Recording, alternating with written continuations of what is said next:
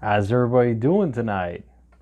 Matt Troyce here, and I'm going to review Viceland's first episode of Season 2, Dark Side of the Ring, the Chris Benoit story. But first, don't forget to hit that subscribe button, followed by the bell, so you'll be notified every time I release a new video. I do live streams, I do review videos, do cooking videos, workout videos, everything dealing with health. Get on board, guys. And also, guys, sharing is caring, and we're all in this together. Let me tell you guys something.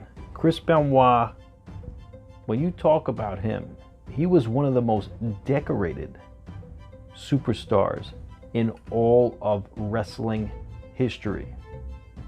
We're talking about somebody who was on top of his game, somebody who gave it his all, a perfectionist to the very core of his existence. And this man, because of what he did, will never be recognized for his accomplishments in the wrestling business. What Chris Benoit did not only affected his career, but his wife's career as well. Because of his actions, they will never be recognized in any wrestling Hall of Fame or any other wrestling organization without remembering the horrible and horrific actions of Chris Benoit. You can never speak the name Chris Benoit without remembering the horrible scenes from the media talking about steroids and CTE and how he had 10 times more testosterone than an average man. Let's face facts here. Because of what happened to Chris Benoit, WWE had to tighten up their belt.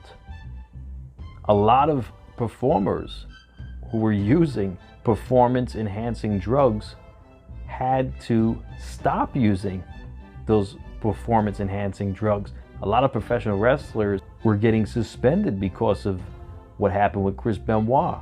Let's not forget that. That's why Chris Jericho had to come back around 2007, 2008 or so, because of what happened. Because you had the top guys who were taking stuff like Cena and Edge and Orton, who had to come off the stuff. Let's not forget that, guys. That's what happened a little bit after the Benoit incident. And for me, I wasn't a wrestling fan at that time. I stopped watching wrestling for many years. And I'll tell you why. I got sick and tired of watching wrestling. I didn't want to be a Cena fan. And I saw what was happening. They were pushing Cena a lot, and I wasn't on board with Cena. I really wasn't. So I stopped watching wrestling. I was a UFC fan. And how I found out about it was my brother, Johnny Boots, told me about what happened. I don't think the wrestling world will ever forget that, ever be able to move on from that. It's probably the most horrific incident in all of wrestling. It's along the lines of the Owen Hart incident, where Owen Hart fell to his ultimate demise. And we watched it live on pay-per-view. And they cut away from it. And I couldn't sleep the whole night. It was horrible. It was horrible. Absolutely horrible. Chris Benoit, you could see a change in his behavior, especially after Eddie Guerrero was found deceased in his hotel room. Now, this documentary was able to shed light on what exactly happened as far as what happened with Eddie Guerrero, and Chavo Guerrero being the first person to find Eddie Guerrero. We saw Vicky Guerrero. It was amazing to see Vicky Guerrero come back from those horrible, horrible incidents. And Vicky Guerrero moved on. Vicky Guerrero's doing bigger and better things now. It's great to see her. It was awesome meeting her at WrestleMania 29. Incredible. As far as David Benoit, let's be honest, guys. If David Benoit was inside that house where Benoit did what he did, he wouldn't be alive today. And he talks about Benoit being his hero, saying that it wasn't him. Well, guess what, David? It was him who did that. And if you were in that house visiting, in that same house, David Benoit wouldn't be here to tell us his side of the story. I don't think so. And you know what would have happened, unfortunately. Horrible, horrible. And let's also bring this into effect. He wasn't on the top when he was on his way down. It looked like he was demoted to ECW, but not this ECW, the ECW that WWE reformulated, which was a watered down version of ECW, which wasn't that great. And he was slotted to be their champion, I believe, but be it as it may, it didn't happen. It went on for a whole day where he was deciding what he was going to do after he already did what he did with his wife and his son. At the end of the day, we're looking at somebody who did something that could never be forgiven.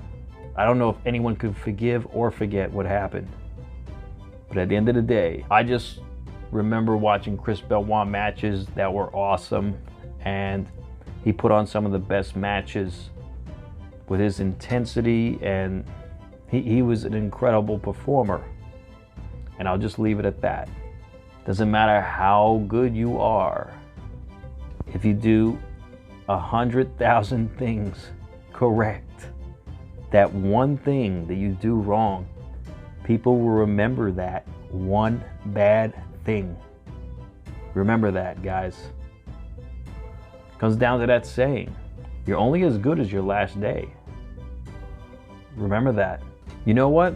As far as Hall of Fame goes, I would love to see Woman in the WWE Hall of Fame. So would Johnny Boots. Because that would solidify her legacy was not ended because of the negligence of Benoit, of Chris Benoit doing what he did. Then we could possibly move on a little bit. We could possibly move on, shed some light on the beautiful career of Woman, who was unfortunately Chris Benoit's wife. All right, ladies and gentlemen, thank you so much for joining me on this review video. I can't wait to see what other episodes Viceland will debut on their channel, Dark Side of the Ring. I can't wait. They are incredible. Can't wait to see more.